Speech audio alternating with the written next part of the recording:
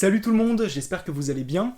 Donc aujourd'hui on se retrouve pour une vidéo dans laquelle je vais vous parler de 10 films que j'ai particulièrement aimés. Et quelque part, j'ose espérer que vous les découvrirez. Après tout dépend de ce que vous aimez parce que ces films ne se ressemblent pas, il y a un petit peu de tout dans le menu. Mais juste avant d'en parler, je lance 3 concours. Et donc il y aura 3 gagnants. Et ça concerne le DVD de Massacre à la tronçonneuse 3, le Blu-ray de La cabane dans les bois et le DVD d'Halloween Ends. Et pour y participer, c'est simple. Il faudra répondre à une question, donc une question par film. Il faudra m'envoyer la réponse en message privé, donc soit sur Instagram, Facebook ou par mail. Donc je vous ai tout mis dans le descriptif de ma vidéo qui se trouve juste en dessous. Donc la question de Massacre à la tronçonneuse 3 est, dans cet épisode, qui est l'acteur qui joue Leatherface, tout simplement. Pour La cabane dans les bois, quand est-ce que le film est sorti au cinéma en France? Il me faut la date exacte. Et pour Halloween Ends, donc il faudra me donner le prénom et le nom du personnage principal masculin du film. Donc là je ne parle pas de Michael Myers, mais je parle d'un autre personnage. Donc même si vous n'avez pas vu le film, vous pouvez facilement trouver. Vous regardez au niveau du casting et vous allez voir. Donc les résultats auront lieu le mercredi 25 octobre. Par contre, je ne ferai pas de vidéo pour les résultats du concours. Je contacterai directement les gagnants en message privé. Mais je ferai quand même le tirage au sort à l'ancienne. Voilà, ça sera beaucoup plus facile, enfin beaucoup plus rapide. Bon, maintenant je m'attaque à ces 10 films. Et je commence avec Ne dis rien. Donc ça parle d'une famille danoise qui sympathise avec une famille néerlandaise. Et les Néerlandais invitent les Danois à passer un week-end chez eux, dans leur maison isolée. Sauf que tout ne va pas se passer comme prévu. Alors ce film, ça a été une sacrée claque. Je pense que si on devait illustrer le mot malaise avec un film, ce serait Ne dis rien. Je pense qu'il le définirait parfaitement. Alors, au départ, il se passe rien. Il n'y a pas d'action. Mais le film te tient en haleine. Parce qu'il va se passer des petites choses un peu gênantes, un peu malaisantes. Et plus le film avance, et plus le malaise grandit. Et tu sens que les choses vont éclater, mais tu ne sais pas quand, et tu ne sais pas comment. Et ce qui fait que c'est très stressant. Et c'est le genre d'histoire aussi qui peut arriver à n'importe qui. Surtout que les acteurs, je les ai trouvés très talentueux, et ce ne sont pas des acteurs qu'on connaît. Donc forcément, on s'identifie plus à ces acteurs-là. C'est pas comme si on avait vu un Tom Cruise ou j'en sais rien, une Cameron Diaz, parce que là, on verrait tout de suite l'aspect fictif. On se dirait, ouais, bah elle et lui, on les a vus dans 10 000 rôles, on sait que c'est du cinéma. Alors que là, avec des acteurs qui sont pas connus, je trouve que ça apporte plus de réalisme. Alors oui, on sait que c'est un film, on sait que ce qu'on voit à l'écran, ce n'est pas vrai. Mais ça apporte plus de réalisme. Vous voyez ce que je veux dire ? Bref, on tient là un film d'horreur pur et dur qui gagne en puissance avec son côté psychologique. Et je trouve que ce long métrage mériterait plus de visibilité. Ensuite, je passe à Yummy, qui nous emmène dans une clinique spécialisée dans la chirurgie esthétique, sauf que ça va virer au carnage, puisqu'il va y avoir une invasion de zombies. Alors, c'est un film de mort-vivant qui n'a rien d'exceptionnel, mais si vous cherchez un film de zombies qui utilise la carte du divertissement avec brio, eh bien, foncez. C'est gore, les maquillages sont cool, c'est rythmé, le cadre de l'hôpital est bien exploité, on a un humour qui est bien dosé, c'est pas trop envahissant, c'est pas lourd, on a quelques situations plutôt drôles, je pense à 2 personnages qui s'apprêtent à niquer avant de mourir, sauf qu'il va se passer un truc qui va empêcher leur plan de se réaliser. Donc oui, il y a des petits moments drôles, mais ça n'empêche pas le long métrage de conserver un côté sombre, un petit peu. Donc c'est un divertissement de haute qualité. Je passe au 3e film, et c'est Citadel, dans lequel on rencontre un jeune père de famille qui devient agoraphobe suite à l'agression de sa femme enceinte par un groupe d'individus. Je l'ai trouvé excellentissime. Donc j'ai bien aimé cet univers urbain relativement sombre, très noir, sur fond de drame social et psychologique. avec des personnages intéressants qui sont enfermés dans un monde anxiogène, avec ses couleurs froides, lugubres, ternes, qui insistent bien sur la présence de la mort. Et on exploite bien aussi la phobie du père de famille, donc l'agoraphobie. On l'accompagne dans ses moments d'angoisse, et la caméra épouse bien les mouvements du personnage quand il est effrayé, etc. Donc oui, excellent film qui malheureusement est passé inaperçu. Ça me casse un peu les couilles quand c'est comme ça. Et ça montre bien que, une fois de plus, du côté des DTV, il y a des pépites. Voilà, tout simplement. Et ça date pas d'hier, malheureusement.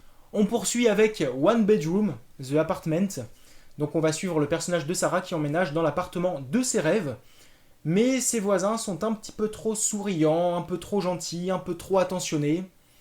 Donc vous vous doutez bien que quelque chose ne tourne pas rond chez eux. Alors là, c'est difficile de vous en dire plus sans vous spoiler. Donc je vais aller très vite là-dessus. Le thème du film, je l'ai trouvé super intéressant et très bien exploité. Et la menace humaine, c'est la pire de toutes les menaces. Donc l'être humain sait très bien cacher son jeu. Et le personnage de Sarah subit une putain de pression psychologique. Et ça rend le film encore plus pesant, encore plus intense.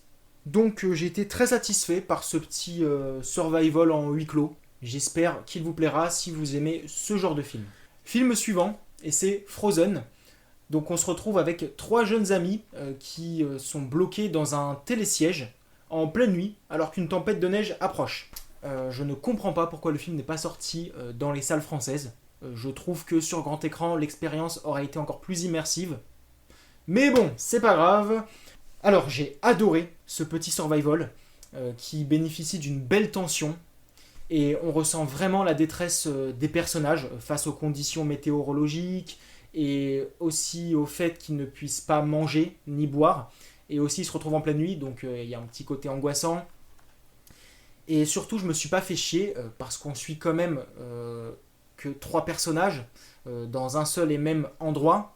Donc j'aurais pu me faire chier, mais ça n'a pas été le cas parce que les personnages étaient très bien écrits, il y avait de bonnes interactions. Et surtout, c'était des personnages crédibles et réalistes. Ils avaient leurs défauts comme leurs qualités.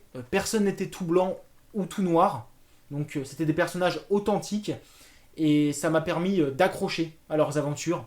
Donc pour moi, c'est un survival qui vise le sans faute. Tout simplement, les maquillages sont réussis. Et l'environnement, l'endroit est bien mis en valeur. On ressent tout de suite cette sensation d'isolement. Et puis, je tiens à préciser qu'on a quand même un très bon casting. Et les acteurs, honnêtement, au top. Donc, on a Ima Bell, qui a joué dans Destination Finale 5 et la première saison de The Walking Dead. On a aussi Shawn Ashmore, qui a joué dans Les Ruines, Aftermath, Solstice. Et Kevin Zegers, qui a joué dans L'Armée des Morts et Des Tours Mortels. Donc ce sont que des films que j'ai kiffé. Donc Frozen pour moi c'est une belle réussite. Je vous le conseille, si vous aimez ce genre de film. On continue avec What Keeps You Alive, dans lequel on fait connaissance avec 2 femmes qui vont fêter leur premier anniversaire de mariage dans un chalet en pleine forêt au bord d'un lac. Sauf que leur week-end entre amoureuses ne va pas se passer comme prévu. Alors là aussi, c'est un autre exemple du film qui aurait mérité une sortie en salle française. Donc, ouais, encore une bonne surprise dans le club des films qui n'ont pas eu droit à une sortie au cinéma en France. C'est une honte, pour le coup. Donc, le film prend son temps pour construire son intrigue, mais on se fait pas chier. Parce qu'on nous donne quelques indices qui éveillent notre curiosité. Et dès que l'horreur éclate, la tension est à son maximum. Et les 2 actrices principales sont vraiment excellentes. Anna Emily Anderson et Brittany Allen. Et d'ailleurs, je les ai toutes les 2 découvertes dans Jigsaw, le 8e film de la saga Saw. Donc c'est marrant. Donc pour moi, c'est un très beau survival horrifique, avec des métaphores intéressantes, des parallèles, des antithèses. Et ça rend le tout encore plus consistant. Ensuite, je m'attaque au 7e film, et c'est Maléfique qui nous enferme dans une chambre de prison dans laquelle on va rencontrer 4 hommes. qui tombe sur un grimoire qui contient plusieurs formules magiques qui permettraient de s'évader de la cellule, tout simplement.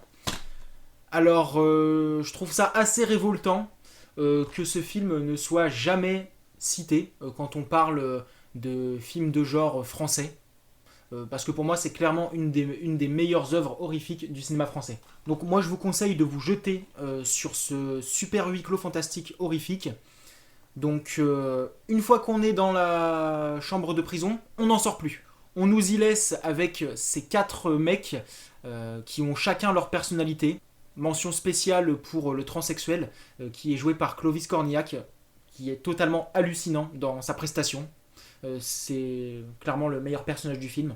Le concept du grimoire, je l'ai trouvé bien introduit, bien mis en scène, bien développé. Il y a de l'imagination et il y a plusieurs scènes qui m'ont marqué. Allez-y, mais franchement, je trouve que le film est bien soigné.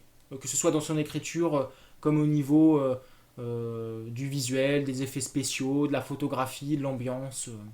Maintenant, je m'attaque à The Kurd, qui nous embarque en Europe, où la société est en train de se reconstruire des années après que le continent ait été renversé par le virus Maze qui transforme les gens en cannibales.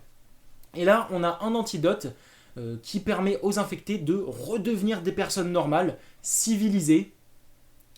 Donc elles vont réintégrer la société, sauf que vous vous doutez bien que tout ne va pas se passer comme on l'espérait. C'est un film d'infectés très original dans son traitement. Et si vous espérez un film avec beaucoup de scènes d'action, des moments spectaculaires et beaucoup de passages gore, vous allez être déçus parce que The Kurd est avant tout un drame politique, social et familial aussi. Donc j'ai bien aimé cette histoire qui nous fait suivre des citoyens meurtris, que ce soit les anciens infectés ou les personnes qui n'ont jamais été contaminées, mais qui ont peur de vivre avec des personnes qui ont été sous l'emprise d'un virus et qui ont commis des meurtres. Donc on travaille bien la psychologie des personnages. Donc on comprend vite que les anciens infectés ont peur de vivre avec les autres personnes qui, elles, n'ont jamais été touchées par le virus. Donc les anciens infectés sont mis à l'écart, ils sont même maltraités par moments. Mais d'un autre côté aussi, on ne peut pas en vouloir aux autres personnes d'avoir peur de vivre avec des anciens meurtriers, même si ils ont commis des meurtres sous l'emprise du virus, c'était pas de leur faute. Mais on ne peut pas les en vouloir d'avoir peur. Mais en tout cas, j'ai trouvé le film très pertinent dans ses discours, dans son scénario.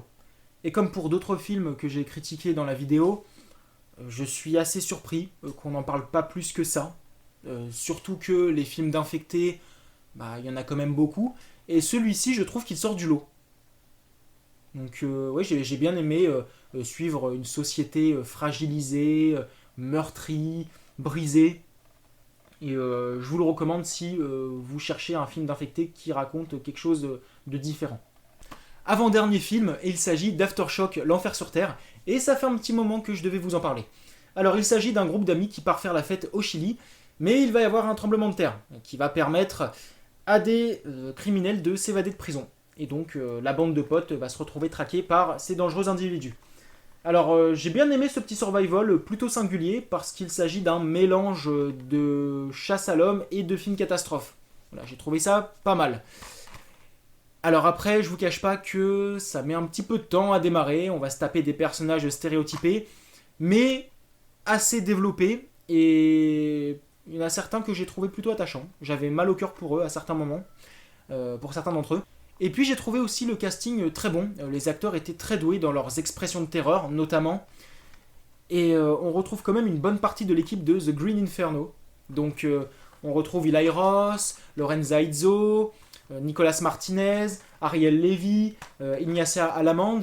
C'est une galerie d'acteurs qui m'a énormément fait plaisir. Donc on attend un petit moment avant que le film entre dans le vif du sujet, mais une fois qu'on y est, on se retrouve dans un grand 8. Le film est très nerveux, bien rythmé, il est bourré de péripéties, c'est violent, donc c'est un petit survival assez furieux qui mérite d'être vu pour son mélange des genres. Et on termine la vidéo avec Babysitter Wanted, dans lequel on rencontre une étudiante qui part faire du babysitting dans une maison isolée à la campagne, tout simplement. Alors, objectivement, je pense que c'est le film le moins bon de tous ceux que je vous ai présentés dans la vidéo. Parce que ça manque quand même de subtilité au niveau des dialogues, au niveau de la façon de filmer, et aussi du côté des choix musicaux. Mais il dégage une certaine sympathie. Et si vous aimez les films de babysitter en détresse et les films qui rendent hommage aux films des années 70 et 80, vous pouvez y aller. L'intrigue, la photographie, les effets spéciaux, les thèmes qui sont évoqués, ça fait très film d'horreur à l'ancienne. Et puis il nous balance un twist en cours de route que l'on peut avoir vu venir ou pas, ça dépend de vous. Mais je trouve que c'est un rebondissement plutôt pas mal. Je vous garantis pas un excellent film, mais vous pouvez peut-être passer un bon moment. Bon, là je prends quelques risques, mais je vous le présente quand même, parce que moi je le trouve attachant. Il est imparfait mais attachant.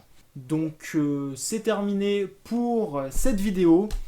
Je vous remercie d'avoir accordé du temps à ma vidéo. N'hésitez pas à me dire ce que vous avez pensé de ces films. Et je vous remercie d'avance pour votre participation au concours. Et puis on se retrouve très bientôt. Salut!